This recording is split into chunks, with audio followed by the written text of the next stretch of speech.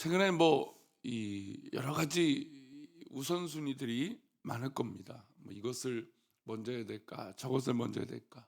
또 명절을 앞두고 나면 해야 될 것들이 참 많으니까, 또 돌아볼 것들이 많으니까, 또 이것저것 우리 다 돌아보게 될 것입니다. 이렇게 바라보고 돌아보는 이 시기에 어떤 마음으로 이 시간들을 이 바쁜 가운데 이길 것인가, 또 견뎌낼 것인가, 또 예기치 않은 일이 벌어지고 또 속상한 일이 있고 어려운 일이 있을 때 우리는 과연 어떻게 이것을 이겨낼 것인가 라고 했을 때, 우리는 무엇보다 우리의 판단과 생각과 환경과 모든 여건을 주님 앞에 우선순위를 둘 필요가 있습니다. 나의 판단도, 나의 고민도, 나의 생각조차 말이죠. 왜냐하면 아무리 이 땅에 살아가는 것이 내가 옳다라고 했을 때 그 옳은 대로 되는 경우들, 이것은 정말 귀한 거야. 맞아. 맞다고 생각하는 것이 세상이 맞는 대로 되는 경우들이 또 있지 않다라는 거죠.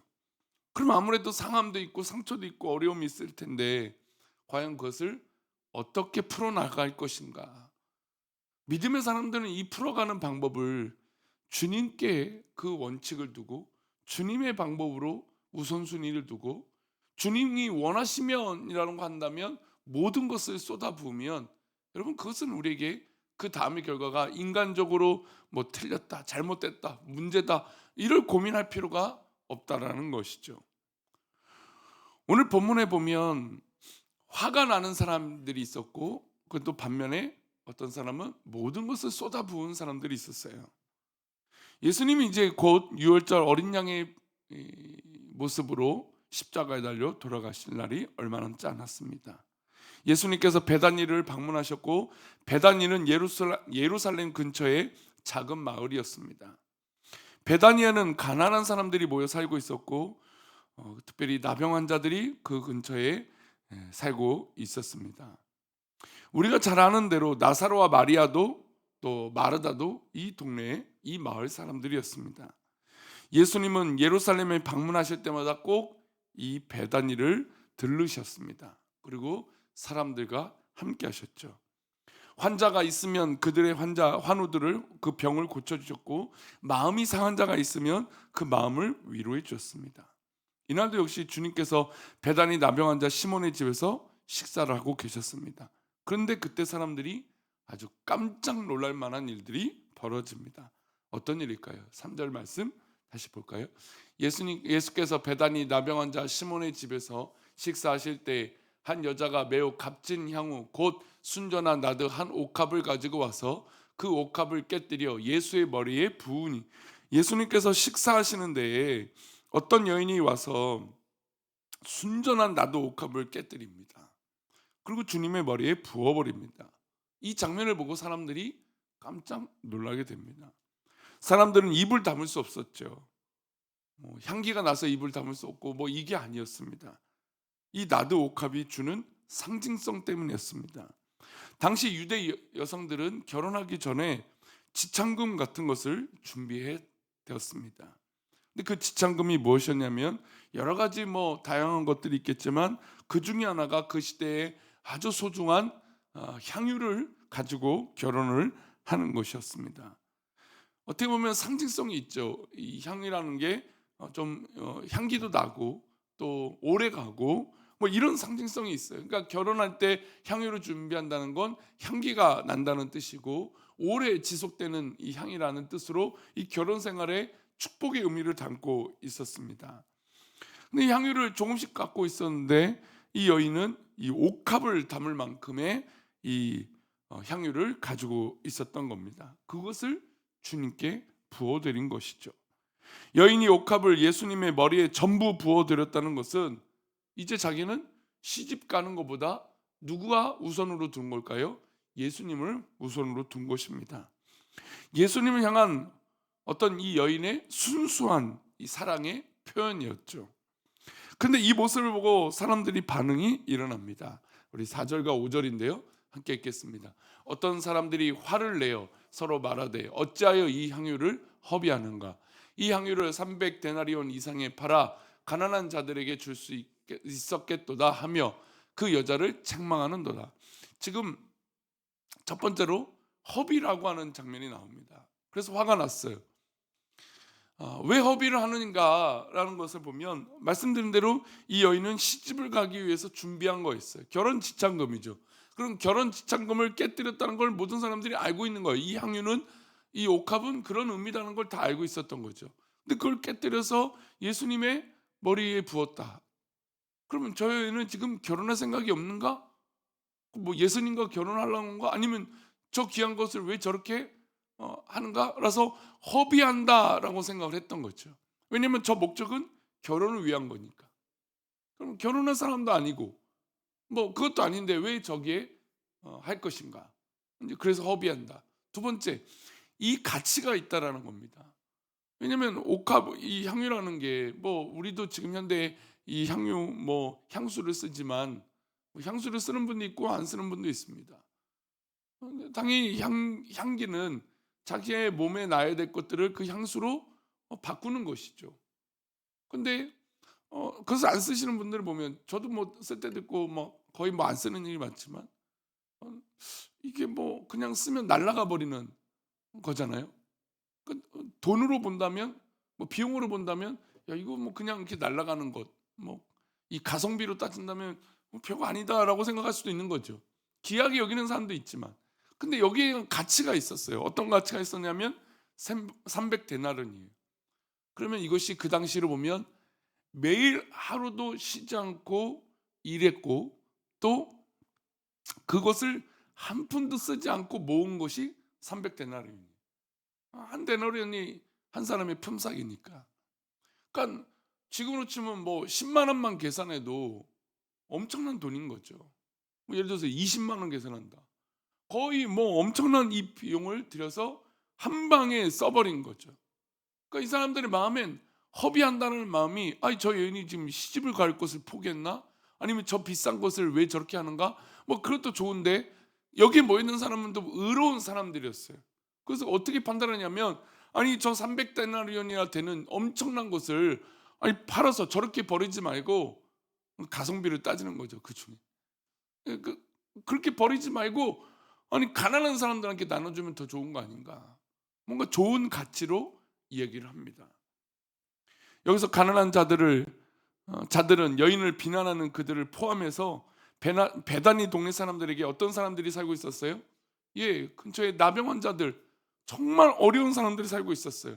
그러니까 그 사람들이 그들의 눈에는 늘 있었던 거죠. 그러니까 이들의 판단은 굉장히 뭐 그냥 맹목적으로 예수님을 위한다라는 걸 떠나서 좀 더 선한 표현이고 맞는 것일 수도 있어요. 그런데 예수님은 이 여인에 대해서 평가를 어떻게 하실까요? 6절입니다. 6절 말씀 함께 읽겠습니다. 예수께서 이르실 때 가만두라, 너희가 어찌하여 그를 괴롭게 하느냐, 그가 내게 좋은 일을 하였느니라. 사람들이 막 그 여인을 계속 뭐라 하고, 야 왜 저러냐, 막 뭐 어떻게 보면 또 많은 사람들이 있고 또 예수님 주변에 있으니까 오버한다, 유별나게 저런다, 티를 나고 그런다, 허비한다, 왜 가난한 사람들에게 안 나눠주냐, 이런 옳은 얘기들을 다 하고 있으니까 예수님이 그 모습을 보고 좀 그만둬라, 왜 저 여인을 괴롭게 하느냐, 그 여인은 나에게 좋은 일을 했다라는 것입니다. 예수님께서 화내는 사람들을 나무라시면서 여인의 편을 들어주셨어요. 왜 들어주셨을까요? 8절 말씀입니다. 함께 읽겠습니다. 그는 힘을 다하여 내 몸에 향유를 부어 내 장례를 미리 준비하였느니라. 예. 어떻게 보면 이 여인만이 예수님의 미래를 알고 있었는지 모릅니다. 그리고 예수님의 그 길을 알고 있었는지 모르죠. 물론 이 여인이 정말 예수님이 그렇게 고난을 당하시고 그렇게 그 길을 정말 죽기까지, 또 죽음으로 우리를 사랑하시는 그 십자가의 완성을 하신다는 이 놀라운 비밀을 다 알지는 못할 수도 있지만, 그러나 지금 그 순간 그 옥합, 그 귀한 것을 다 다른 사람 눈에는 허비한다, 아깝다, 아니 더 좋은 것이 있다라고 판단하는 그 순간에 모든 것을 쏟아 부었습니다. 오직 예수님의 장래를 위하여. 여러분, 이게 바로 우리가 믿음의 사람들의 판단과 또 세상의 기준으로 하는 판단이 이렇게 다른 거예요. 우리가 갖고 있는 생각과 또 예수님이 원하시는 것, 또 때로는 우리가 믿음을 다하여 행동하는 그 가치가 이래서 다른 것입니다. 가장 소중한 우선순위를 예수님을 위해서 이 여인은 내어 드린 것입니다. 예수님이 십자가에 달려 돌아가시고 부활하신 후에 평생 동안 주께서 하신 말씀대로 가난한 자들, 연약한 자들을 위하여 아마 이 여인은 헌신했을지도 모릅니다. 주께서 평소에 가난한 자들을 위하여 나누라고 말씀하셨으니까.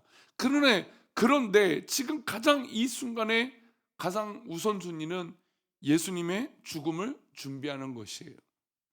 이것을 다른 사람들은 알지 못했죠. 그러니까 유별나다, 허비한다라고 말했을지도 모릅니다. 믿음의 생활을 하면서 우리는 성령이 충만합니다. 막 믿음이 뜨거웁니다. 근데 우리는 아무도 모르는 그 부분에서 우리는 다 쏟아내죠. 근데 이 쏟아내는 마음을 다른 사람들이 이해하기 어려울 때가 있어요. 내가 지금 왜 이렇게 즐거운지, 내가 왜 이렇게 행복한지, 내가 왜 이렇게 이것을 다 이겨낼 수 있는지를 다른 사람들이 이해할 수 없을 수도 있어요.